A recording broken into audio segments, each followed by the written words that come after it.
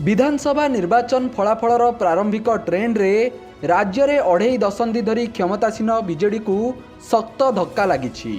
केवल बीजेडी नुहे BJD supremo नवीन पट्टनायक को भी लोके प्रत्याख्यात करथिबा ट्रेंड आसीबारे लगी।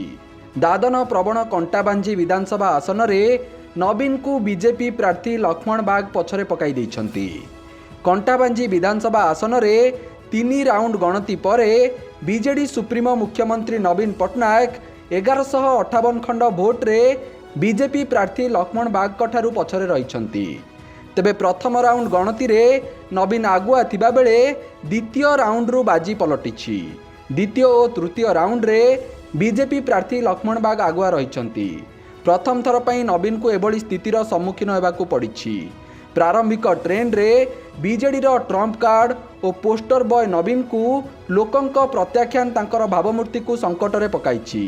ता छड़ा नवीन लोकप्रियता हराइछंती बोली स्पष्ट संदेश मिलिछि। एथर गंजाम रो हिंजिली आसन सहित नवीन बलांगीर जिल्लार कंटाबांजीरु निर्वाचन लढुथिले। हिंजिली रे नवीन आगुआ थिबा बेले कंटाबांजी रे पछुआ रहिछंती। सेपटे राज्य में मध्य प्रारंभिक ट्रेंड अनुसार बीजेपी आगुआ रहिथिबा बेले बीजेडी पछरे पड़ जाइछि।